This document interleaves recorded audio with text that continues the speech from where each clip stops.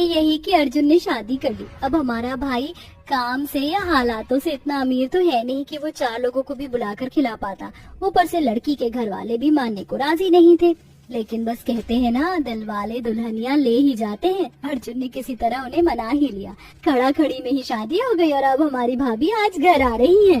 ये तो बहुत खुशी की बात है। भाभी, हमें अपनी भाभी के स्वागत के लिए कुछ करना चाहिए ना। पहली बार हमारी भाभी घर आएंगी तो मुंह दिखाई पर कुछ तो देना ही होगा। सही कहा, इसीलिए तो मैं तुमसे पूछ रही थी। अच्छा चलो बाजार चलते हैं, वहाँ से कुछ अच्छे अच्छे तोहफे ले आएंगे और बाकी के 7 नंदों को भी बुला लेते हैं, वरना कहीं ऐसा ना हो कि वो सातों की सातों मुंह बना ले। संजना की बात सुनकर साक्षी और सोना दोनों बाकी के 7 नंदों को भी आवाज मारकर बुला लाई। 10 के 10 नंद एक ही मोहल्ले में रहती थी और सभी शादीशुदा थी। सभी औरतें एक साथ इकट्ठा होकर बाजार गईं और अपनी भाभी के लिए तोहफे ले आई। कुछ ही देर बाद मीरा भी अर्जुन के साथ घर आ गई और तब मीरा के मुंह दिखाई शुरू हुई। अरे बहनों, तुम सभी? हाँ भाई, हम यहाँ अपनी भाभी की मुंह दिखाई करने आए हैं। वैसे अर्जुन भैया, आप तो बड़े छुपे रुस्तम निकले, हमसे जाहिर भी नहीं किया और अचानक इतना बड़ा सरप्राइज। हाँ, वो बस हालात ही कुछ ऐसे थे कि जाहिर या ना जाहिर जैसा कुछ बाकी ही नहीं था। चलो चलो, जो भी है, हम तो खुशी हैं कि हमारे भाई का ख्याल रखने के लिए कोई आ गई है, वरना हर रोज बस आपकी फिक्र लगी रहती थी। अब हम अपनी भाभी से मिल लें? हाँ जरूर, क्यों नहीं। सभी नंद मुस्कुराती हुई मीरा के पास आई। मीरा घबराई हुई सी बैठी थी। सबसे पहले आशा ने उसे तोहफा दिया और अपने बारे में बताया।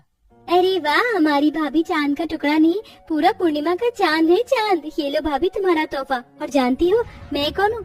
मैं हूँ तुम्हारी बड़ी ननद। जब से मैं शादी करके यहाँ आई थी ना, तभी से मुझे अर्जुन ने बहन जैसा दर्जा दिया और रिश्ते तो होते ही दिलों से हैं। हमारा रिश्ता बहुत ही मजबूत बन गया। अब खून के रिश्ते से ज्यादा ये अर्जुन जरूरी सा लगता है। अरे आशा दीदी, अब हट भी जाओ, हमें भी भाभी जी के दीदार करने दो। अरे तो आ जाना। तारा भी तोहफा लेकर आई और उसने भी मीरा की तारीफ करके खुद को इंट्रोड्यूस किया। फिर ऐसे ही एक एक करके 10 के 10 नंद ने तोहफे दे दिए और उन सभी ने अपनी पहचान भी बताई। मीरा ये सुनकर हैरान थी कि जिस अर्जुन को वो अकेला समझती थी, उसकी 10-10 बहनें थी। ऐसे ही 10 नंद ने काफी देर मीरा से बातें की और फिर वो अपने अपने घर आ गई। उनके जाने के बाद मीरा अर्जुन से बोली, अजी, ये 10 की 10 औरतें आपकी बहनें हैं और वो भी जो मेरे पड़ोस में ही हैं।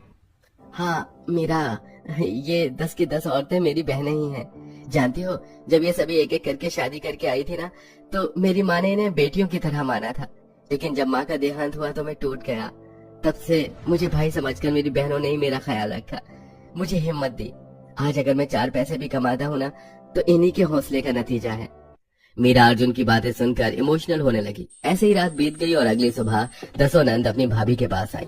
उन्होंने उसकी पहली रसोई करवाई और मीरा को कई काम भी सिखाए। शुरुआत में सब कुछ अच्छा चल रहा था। मीरा भी उन सभी से काफी घुल मिल गई थी, लेकिन हमेशा ही ऐसा नहीं रहा। शादी के लगभग 1 महीने बाद मीरा के पति अर्जुन का काम छिन गया। अर्जुन जी, आपको कोई काम मिला कि नहीं? आज 4था हफ्ता है, आपको यूँ बेरोजगार घूमते हुए। ऐसे ही रहा तो हमारे घर में खाने के लाले हो जाएंगे।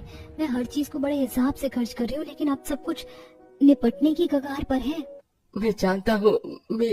अरे मीरा भाभी कहाँ हो जी? अरे वो मेरे घर में ना चाय पत्ती और चीनी खत्म हो गई। इनके सर में बहुत दर्द है तो मैंने सोचा यही भाभी के यहाँ से ले लेती हूँ। जी देती हूँ। मीरा ने जाहिर नहीं किया कि उसके घर के क्या हालात चल रहे थे और उसने उसे चाय पत्ती और चीनी दे दी। फिर ऐसे ही अगले दिन पूनम मीरा के घर आई। भाभी, ओ भाभी, क्या बात है?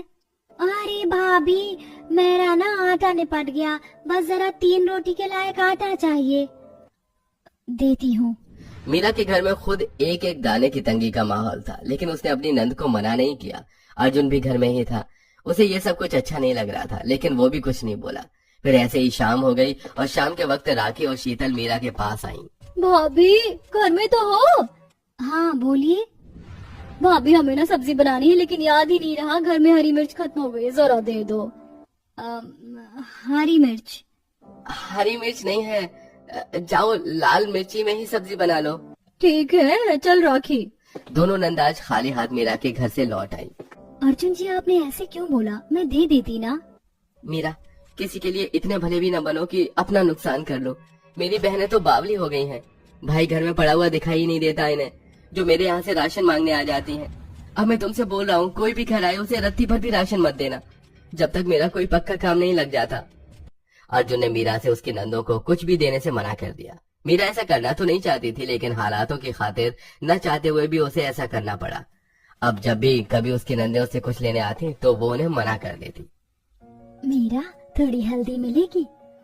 नहीं भाभी, हल्दी नहीं है। वो क्या है ना, मैंने आज ही पीले चावल बना लिए तो हल्दी खत्म हो गई।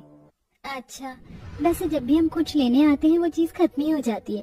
वैसे सच ही कहते हैं लोग, जब दिलों में जगह भर जाती है ना तो बाहरी चीजों में जाहिर होना शुरू हो जाती है और वक्त सभी को बदल देता है। लेकिन सोचा नहीं था कि हमारा भाई जो बहनों पर जान निसार करता था वो इतनी जल्दी बदलेगा।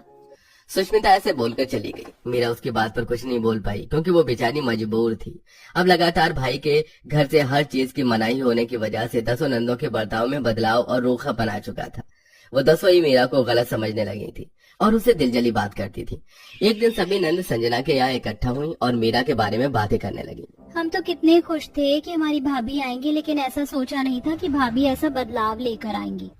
सही कहा, उसने आते ही हमारे भाई को हमसे छीन लिया। सही कहते हैं लोग कि कुछ भी हमेशा एक जैसा नहीं रहता। अब जब भाई और भाभी दोनों ही बदल गए तो हम क्यों गंगा मैया की तरह स्वच्छ रहें? जमाने के साथ साथ अब हमें भी बदल जाना चाहिए। तारा की बात पर सभी ने हामी भरी। बस फिर क्या था, उसी दिन से उन सभी ने मीरा के घर के हालातों को और उसके बदलने के बारे में न जानते हुए उसे सताना शुरू कर दिया। 10 की 10 नंद अब उससे रूखा बर्ताव करती थी। शीतल दीदी, वो कल ना मैंने मंदिर जाने का मन बनाया था। अगर आपको कोई ऐतराज ना हो तो क्या आप मेरे साथ मंदिर चलोगी? मंदिर? नहीं, मुझे बहुत काम है, मैं मंदिर नहीं जाऊंगी। वैसे भी तुम मुझसे क्यों पूछने आई हो? हमारे तो तुम किसी काम आती नहीं हो, तो हमसे कोई उम्मीद मत रखो। शीतल की बात सुनकर मीरा आंखों में आंसू लिए चौंकी हुई वापस लौट आई। ऐसा पहली बार नहीं हुआ था जब मीरा से उसके नंदों ने ऐसा बर्ताव किया हो। ऐसे दिन गुजरने लगे थे और अर्जुन भी अपनी बहनों का बदलाव देख रहा था। एक दिन वो सभी बातें कर ही रही थी कि तभी उनके पास अर्जुन आया। कैसे बातें की जा रही हैं? वैसे मीरा अकेली घर में है, उसे भी अपने साथ ले लेती। मीरा? कौन मीरा? अच्छा, वही हमारी बदली हुई भाभी जिसको हमने पलकों पर बिठाया और उसने हमारे प्यार को खाक में मिलाया, उसी की बात कर रहे हो ना? ये तुम कैसी बातें कर रही हो? मीरा ने कब ऐसा किया? क्या गलत कहा तारा ने? सही तो बोल रही है, लेकिन तुझे कहाँ उसकी कमी दिखाई देगी भाई? तू तो खुद उसकी बातों में आकर अंधा हो चुका है। ये तुम सभी क्या बोल रही हो? अरे अगर मेरी बहनें हो तो तुम्हें मुझसे बात करनी चाहिए ना। यूं अपने दिमाग में कोई गलत फहमी पालकर कम से कम उसे तो सही ना कहो। मैं जानता हूँ तुम किस बारे में बात कर रही हो। मीरा का बर्ताव बदला है, उसकी वजह मैं हूँ, या कहूँ हमारे हालात हैं। मैं कई महीनों से बेरोजगार हूँ, कैसे कैसे अपने घर 4 चीजें ला रहा हूँ। ऐसे में मेरे हालात नहीं है जो मैं तुम्हें कुछ दे पाऊँ, लेकिन तुमने बिना कुछ सोचे समझे बस हमें गलत समझ लिया। 100 बातों की एक बात बोलता हूँ, इंसान खुद नहीं बदलता, हालात उसे बदल देते हैं। अर्जुन ऐसे बोलकर उनके पास से आ गया। 10 बहनों को अब अपनी गलती का एहसास हुआ कि किस तरह उन्होंने अपने भाभी को गलत समझ लिया था। बस फिर क्या था, उन सभी ने जाकर मीरा और अर्जुन से माफी मांग ली और फिर सभी को